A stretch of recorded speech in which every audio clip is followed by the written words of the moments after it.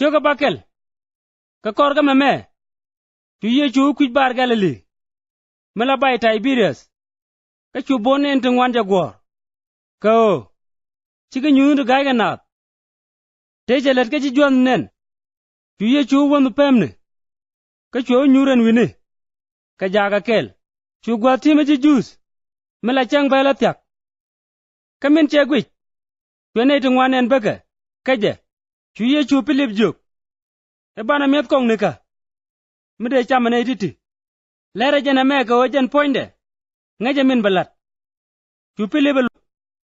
Yow du kuraw. Chika deronga kong mes. A changa na metot.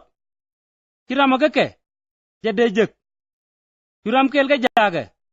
Mila andaro. Daman Peter juk. Ite ka dol mi awana me. Mete ka jurain dang di. Kana ray dang raw. Kaka nguni. Ka kwine ente ngwantiti. Tu Yesu we. Ija ka naat ka nyurping. Tame. Tege juai tingwan. En wini. Ka chu wuni te pek dien. Bal doro dang di. Chop nyur. Tu Yesu jurain kan. Ka meja kulata loy. Ka kwidien. Chua ka daga naat. Tin nyurping. Ka chua daga na ba. Chit ka pekin gor naada. Mechi ka mit. A chiga riang. Chua ji kwara juk. E kwanya toji do to. Ka o. Batel me do ping. Chu ka ngak duol. Ka chu tin ji dot. Dini dang walwi rew tiang. Ka jurain tin chadot. Ane tin chimit. Mechi nan nyun me gay ganen. Chu ka wei. A puch. Me go kwap. Min be ben wi mon. Mechi aja mere no. Go naat kap daga bom. Ka o. Biga jaga kware ni dit. Tu Yesu re wi pam karwade. Mechi o wa tiang. Tu jaga wore bar.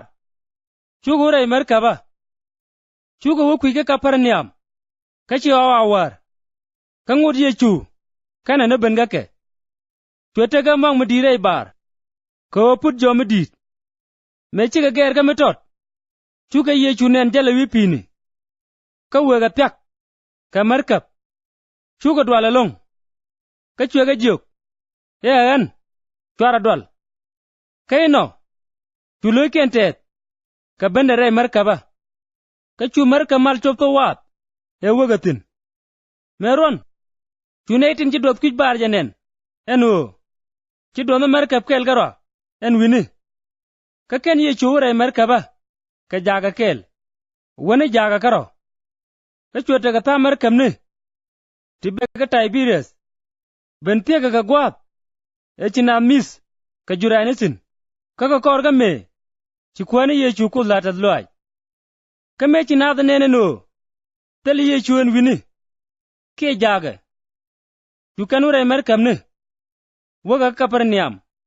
Gorga Yesu. Mechi kana jek. Kuj bar. Chuga je juk. Ingi. Di wana manay. Tu Yesu ga loy. Ya puj. En lar jaye. Chi yena gorga o. Ya nyunu gaiga na nen. O. Chi amit. A charianga juraine. Chwara let ga kwimien mila giyak. Lada. Ga kwimiet. Mbi ye nong ting mutel pek. Min begarana kam ye. Ka o. Chi gwaren tenyal. E kam luangde. Ka chuga je juk. Ye ngum bagalat. Ka o. Bagalat kogat. Tu Yesu ga loy. Ina me. Ajalat kodenu. Biaraman jikodo jangat. Ka chuga je juk. Ye nyun nguka. En mabunyot gomo. Ka o. De go janen. Abaga jangat. Ledene lan mungu. Chugwanda onokon. Mien mi changuno kut cham de doar. Chitke me chagor. Ichwega kam jurai. Mungon gamnyal. Ka o. Biga je cham. Ka chu Yesu ga juk. Ye puj. An lara je ye. Chia muda. Ene kem ye jurai. E benyal. Agwar. Ene mo ye ga jurai. Em tok.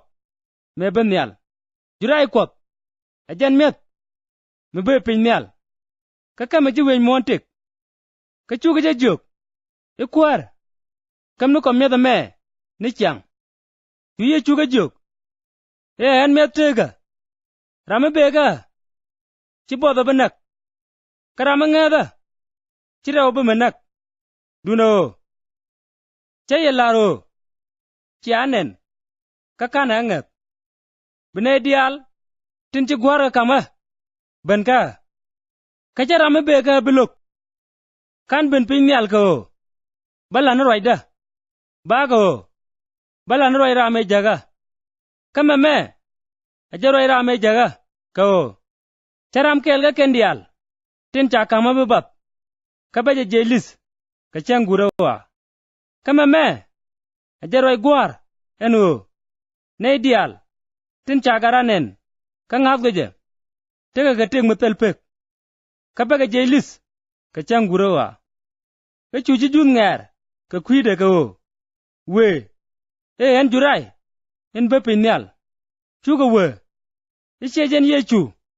gadjo sop men ngai kon kwan kana man kangu dere jala tamayo ichien ben pinyal chu yechu ga loj ichwara ngar kam ne kun tal ramade ben ka mekan gware jaga janum kabene jelis ke changurawa chaja gor rei ruai ne gong nukop e bakan dial ngeya gwar kabene dial tin charwai ling ka ngeja nyam gwar ben ka cheo te garam chi gwar tin nyal kunnen ne ramen baga kop chi gwar neno apuje an lar jeye ramate ga ngado tega teng mudorar en jurai tega chu gwando no kun memme be nyal cham de dwar ka chuga liu meme ajen jurai me be pinyal ko de rana cham ga chebiliu en jurai tega me be pinyal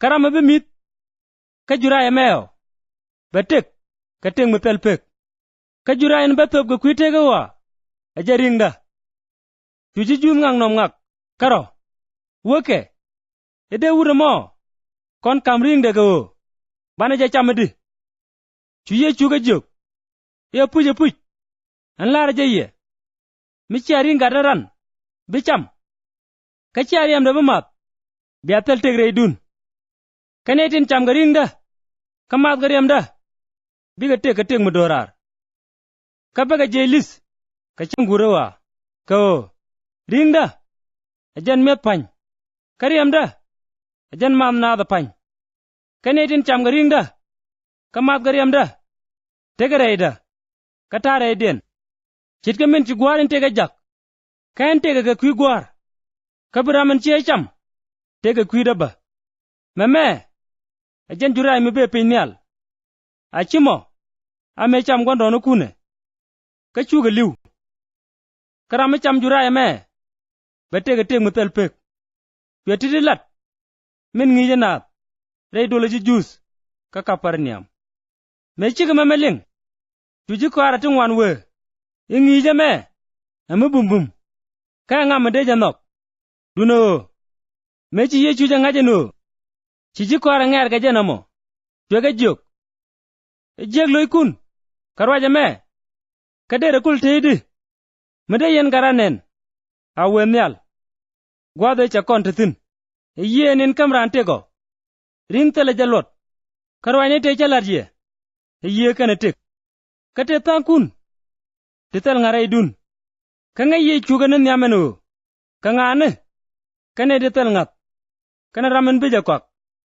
ka chwewe ika kwi kana me chalar yenu tel ramade benka enemi ya kamje gwar ka korga meme tuji kwar tungwan ka jok ka ken gele ngur ga jal kel gaje chuye chu jagdang walbri rawti ibi yen jen ba tu Simon Peter loj e kwara angam de ko wogaje e jin men te gerwani te ga medorar ka chaga jangat ka chaga jangaje no e jin kel kot merel goyde ro tu ye chuga loj e kan yemek ala jagdang walbri raw karam kel ga yengonda gwan jengni lara no mo ke kwi Judas gat Simon Iscariot ko ramkel ka jagdang waraw men bija kwak